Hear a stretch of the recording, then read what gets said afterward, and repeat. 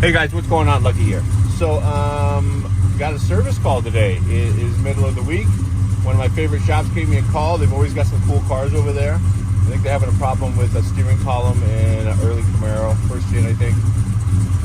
It hit me up, so I grabbed my tool bag. It's in the back of the car, and I just got done putting the transmission back in the Chevelle.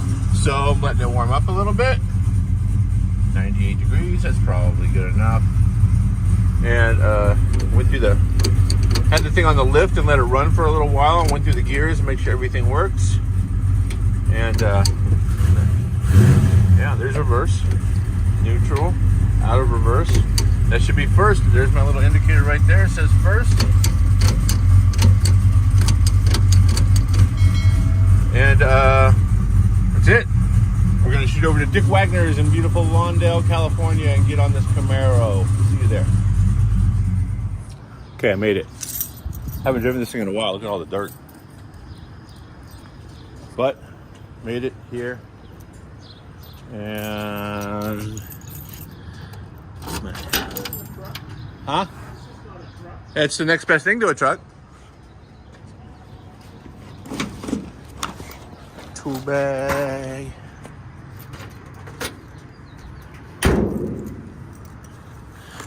Remember when I said you had cool stuff laying around? Yeah, it's pretty cool. Lots of cool stuff.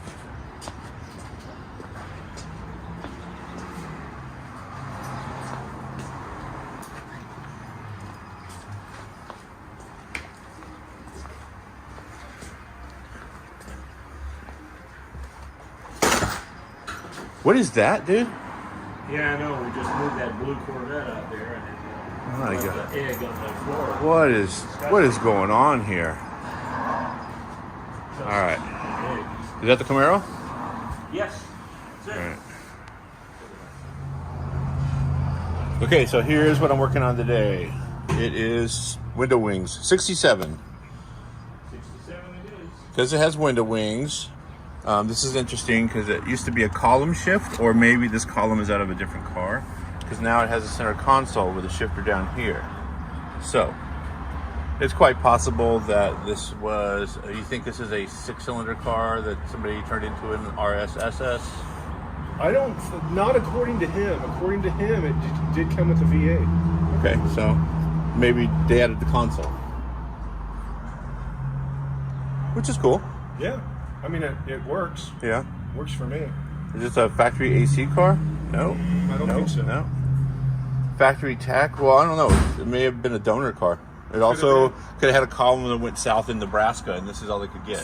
So, either way, take this out. We're going to put in an aftermarket AC or tilt column that's black, looks bone stock, And of course, the main reason for it is for the tilt. Yeah. That's the one thing about these cars, that they give you a large wheel to make it easy to drive and comfortable. Yeah. But the seats don't go back far enough, in my opinion. Yep. And the steering column is just too low. Yes, sir. So we're gonna make a driver out of it, right, Jeffrey? Yes, sir, we are. All right. It's going to be beauty.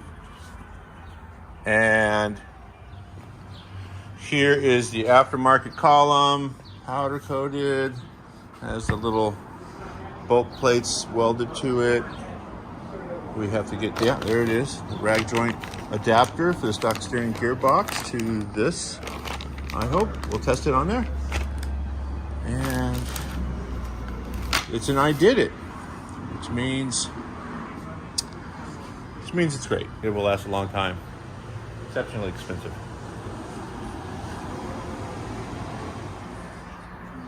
Okay, so we're gonna get started. First thing I'm gonna do is rotate the wheel back and forth until I get the bolt lined up. Why is there a light in here? Oh, that's right, because I'm working with considerate people that brought me a light. Take the bolt out for the coupler right there, and put a pry bar in there and just make sure it slides off evenly or nicely. And then the big catch is to get under the dash behind the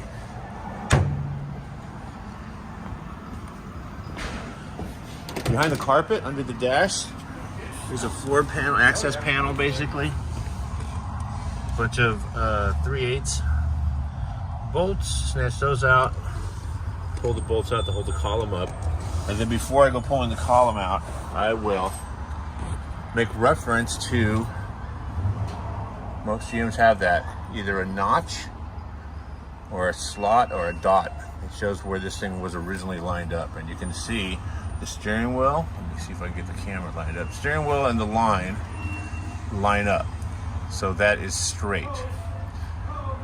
This doesn't matter as much because we're replacing all this, but the steering wheel is straight, wheels are straight. I'm gonna put it back on exactly where it was. So that's where we're going with this.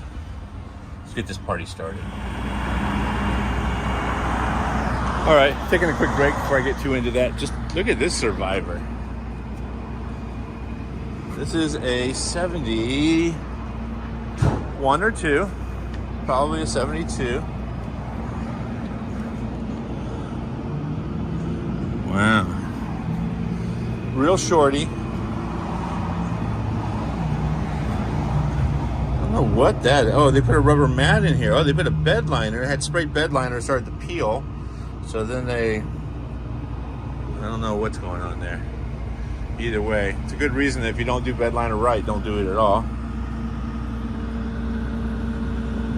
From the condition of this bed with no dents, I bet you this was a camper vehicle. They just did that and put a camper on it. And then here's a long bed.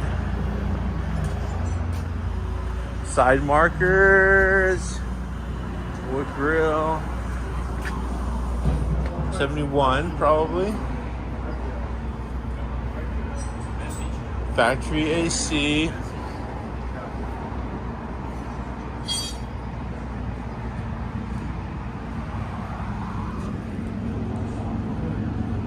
And orange just looks good on these things.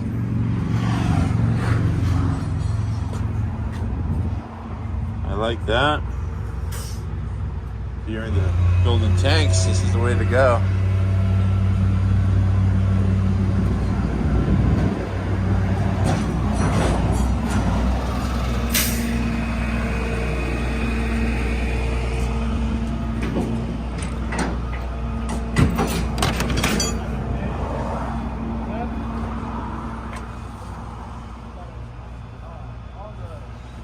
Oh, 3 on the tree.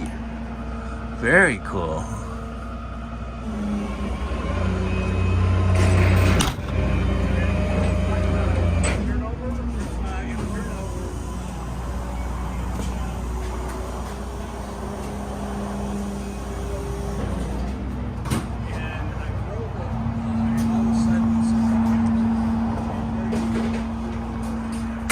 Okay, back to work.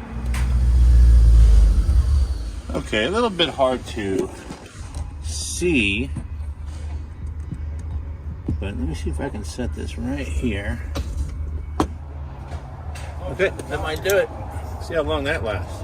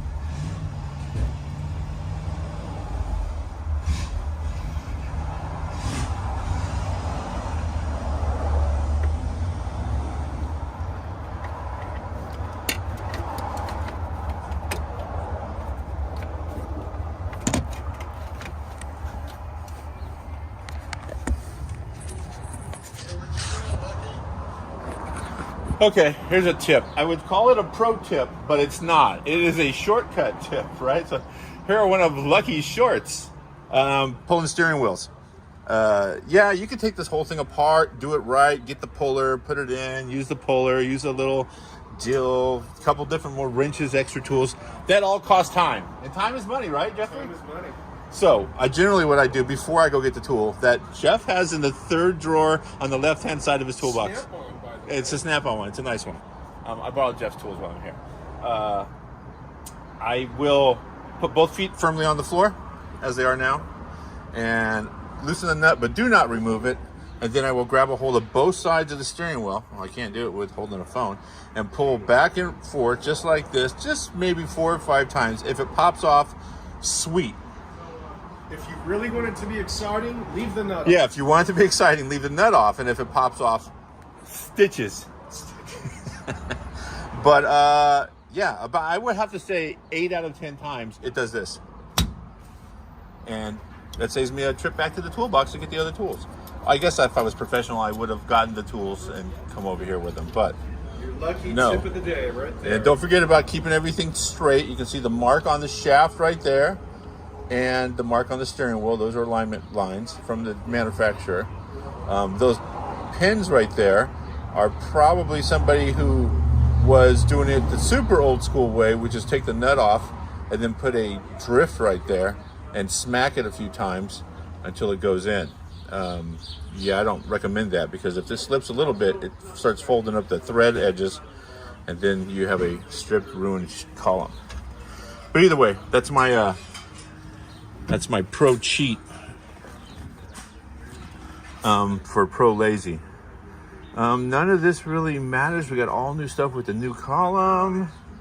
So yeah, only thing left to do, I got the bolt off on the firewall.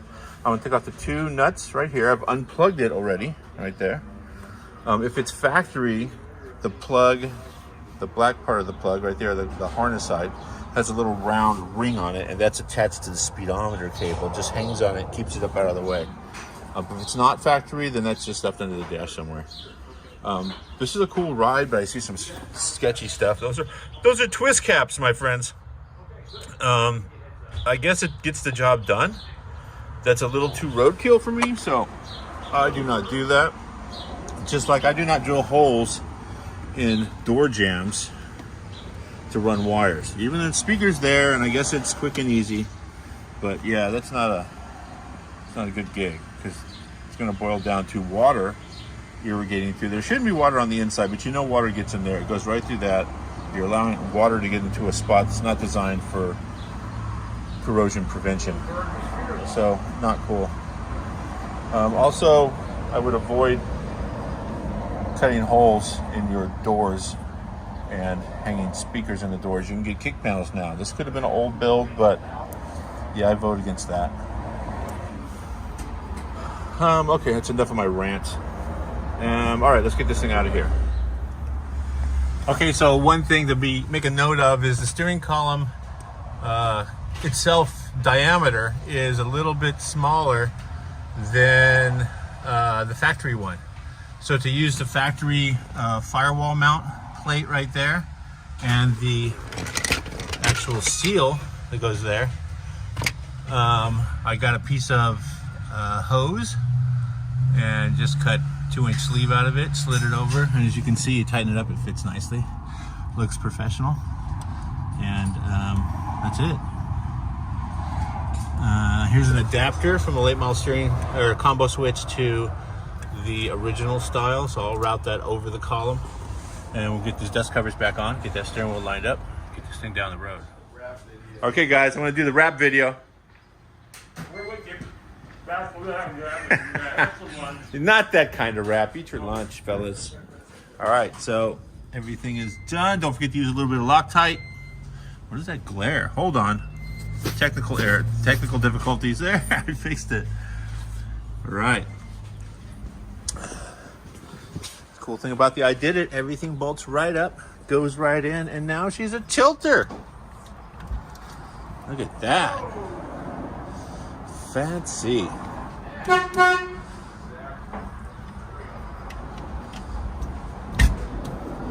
All right, guys. Thanks. See you later. Thanks for lunch, by the way.